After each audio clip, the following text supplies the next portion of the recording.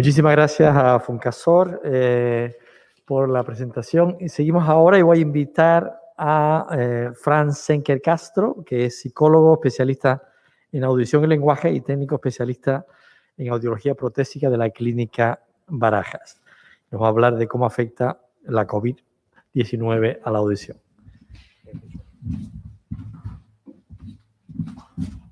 Muchísimas gracias, Diego. Hay que echar a esto también, ¿no? Ok, gracias. Bien, y resulta inevitable tener que hablar de este tema, puesto que nos encontramos en plena pandemia y tenemos que hablar de qué forma en estos cuidados de la audición el reto se nos plantea en cuanto al estado actual en el que nos encontramos todos inmersos. Y la primera cuestión que nos tenemos que referir es que sí es cierto que en principio, a pesar de tratarse de una enfermedad vírica, no encontramos ninguna sintomatología que podamos asociar a la presencia del virus.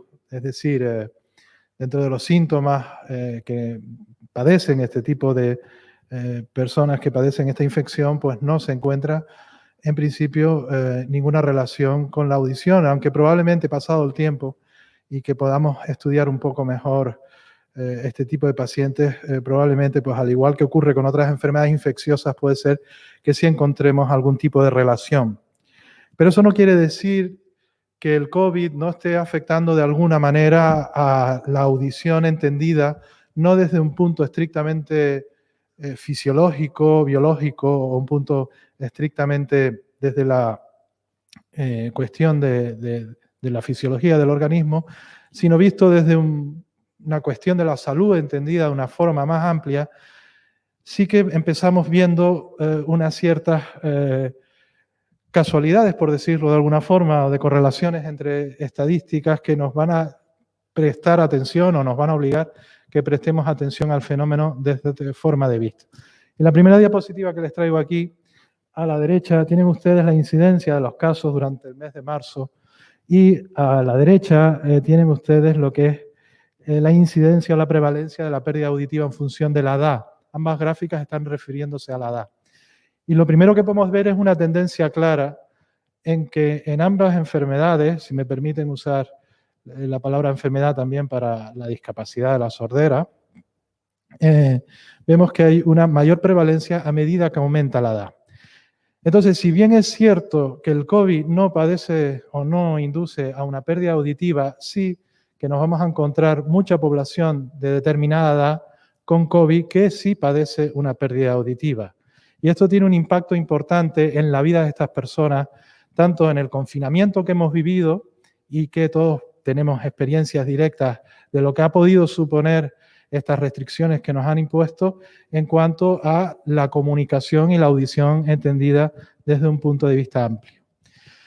Si bien las medidas farmacológicas o de otro tipo no las vamos a tratar, las que sí han incidido directamente en la audición vista desde este punto de vista amplio de la salud, las dos medidas que van a incidir o inciden directamente en un empeoramiento de la comunicación es el distanciamiento físico y el evidente uso de las mascarillas.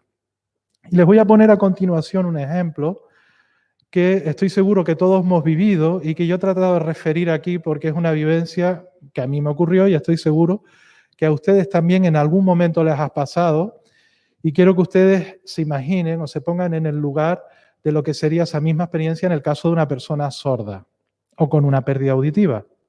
Imagínense que vamos a comprar el pan y que nos vamos a encontrar una situación inicial en la que cuando pedíamos el pan, pues simplemente... Buenos días. Hoy tenemos el pan recién hecho. ¿Cuántos panes quiere llevarse hoy?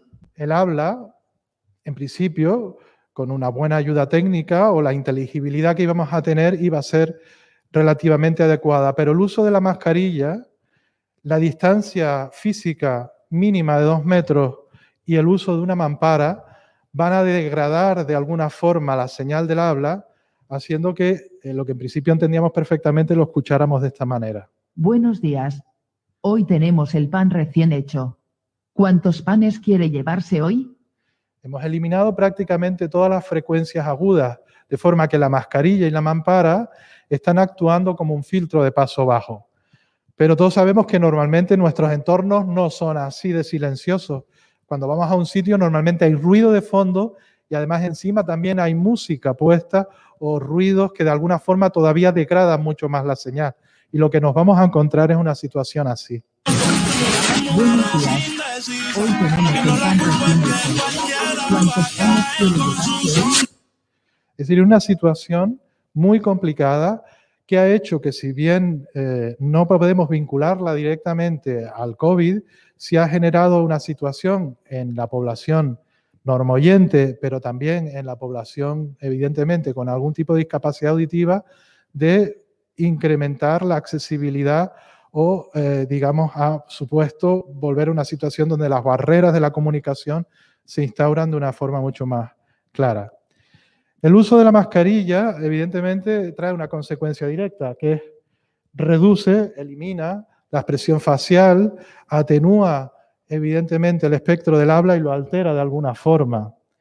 Y la distancia social, pues, al estar más lejos y comunicarnos de una forma, en una mayor distancia, pues vamos a tener mayor interferencia de otros elementos, como hemos visto anteriormente, como pueden ser el ruido o la mayor demanda cognitiva que tenemos a la hora de tratar de atender para escuchar a las personas que tenemos enfrente. Y hay que sumarle todos los distractores visuales que pueden haber a la hora de establecer esa comunicación con una mayor distancia.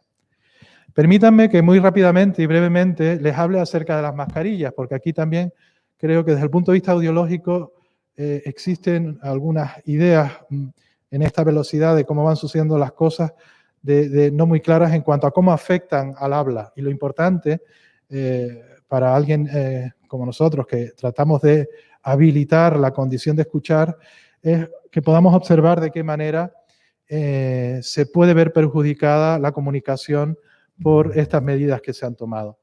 Aquí a la izquierda tienen lo que es el espectro del habla. El espectro del habla es simplemente las características acústicas que tiene el habla en cuanto a su composición frecuencial. Y algunos sonidos de ese habla son más importantes que otros para que nosotros podamos tener una buena inteligibilidad. Es decir, para comprender necesitamos en primera instancia oír, y tenemos que oír lo máximo posible. Y después tenemos que dar prioridad a determinado tipo de frecuencia o de sonido del habla, porque unos son más importantes que otros. Aquí pueden ver en la diapositiva como la zona central tiene el porcentaje de mayor peso en cuanto a que debemos de evitar que se degrade a la hora de nosotros poder escuchar lo que es un mensaje hablado. Si nos referimos a las mascarillas que estamos usando, si no nos ponemos ninguna, nosotros en principio el nivel de atenuación es cero, es decir, no hay nada delante de la boca, por lo tanto no hay ningún efecto de atenuación por parte de la mascarilla. Pero si ya vamos atendiendo a las que estamos usando, por ejemplo la quirúrgica, la que yo tengo puesta, lo que podemos observar es que se produce una atenuación en las frecuencias agudas, no muy significativa, de alrededor de unos 5 o 10 decibelios, pero lo suficiente como para que nos replanteemos, por ejemplo, la programación de un implante coclear o el ajuste de un audífono. Si ya vamos a las FP2, a las FFP2, vemos que el nivel de atenuación es un poquito mayor. Pero ya si nos vamos a las mascarillas que tienen una ventana transparente, el efecto sí es muy significativo. Si bien nos permiten ver la boca y nos permiten leer los labios, degradan mucho la señal acústica. Por lo tanto, desde el punto de vista de los que tenemos una comunicación auditiva, no nos favorece. Llegamos a perder, como ven en esta diapositiva, si superponemos la importancia de cada una de las bandas, prácticamente un 70% de la información acústica. Claro, nosotros para llegar a tener una buena inteligibilidad tenemos que aspirar a tener al menos un 80 o un 90% de audibilidad para, a partir de lo que oímos, poder inferir y entender y comprender. Entonces estamos precisamente con este tipo de mascarillas transparentes, pues eliminando la parte más importante y crítica de la información acústica. Si proyectamos los fonemas del habla sobre el efecto de este enmascaramiento que producen estas mascarillas, vemos que son fonemas importantes a la hora de distinguir un mensaje oral. La S, la F, todos los sonidos fricativos que tienen una composición más aguda, estos con el uso de la mascarilla los perdemos. Y tenemos que tener en cuenta que la lectura labial no la tenemos todos. Solo un pequeño grupo de las personas con discapacidad auditiva tienen esa capacidad y esa habilidad. Y quien la posee, aunque la posea, solo mirando, vas a alcanzar únicamente un porcentaje relativamente pequeño de la información del lenguaje, un 44%. Es decir, que no podemos aspirar a un 100% solo mirando los labios. Hay muchos fonemas que el punto de articulación se comparten y no se pueden distinguir. Por lo tanto, no podemos renunciar a la información auditiva para darle prioridad a la visual. Evidentemente, las dos son complementarias, pero tenemos que distinguir claramente a quién dirigimos nuestras acciones, porque no es lo mismo una sordera profunda que alguien que tiene una hipacusia moderada, severa y es usuario de audífonos y evidentemente no tiene este tipo de estrategias de observación de lectura labial. Por lo tanto, ¿cuáles son nuestras sugerencias desde el punto de vista audiológico? La primera es que no debemos de generalizar a toda la población sorda. Es una población muy diversa, con necesidades diferenciadas y que cada una requiere una atención diferente. Luego, una medida importante que quizás no hubiera hecho que este problema se viva de la manera en la que lo hemos estado viviendo es que se facilite la accesibilidad en los recintos como en el que nosotros estamos en este momento. No tiene un bucle de inducción magnética. Por lo tanto, no existe la supresión de barreras de la forma que debería de estar presente en nuestro entorno en cuanto a el gran grupo de personas con discapacidad auditiva que tienen hipacusias moderadas y son usuarias de audífonos. Y evidentemente, ¿qué es lo que tendríamos que hacer? Pues evidentemente, si podemos apoyar visualmente está muy bien, pero sin renunciar a inducir una merma en la comunicación auditiva. Por lo tanto, lo más importante es reducir el ruido de fondo. Yo me he ido a tiendas en las que en algún momento le he tenido que decir a la persona, mira, o bajas el volumen o me hablas más alto porque yo no te entiendo y soy normoyente. Entonces, se puede tratar de tener un entorno acústico amigable con las personas que tienen algún tipo de dificultad auditiva y evidentemente el resto nos vamos a beneficiar de ese tipo de estrategias. Y evidentemente potenciar la señal acústica. Y eso lo podemos hacer mediante los sistemas de FM o lo podemos hacer mediante los bucles de inducción magnética.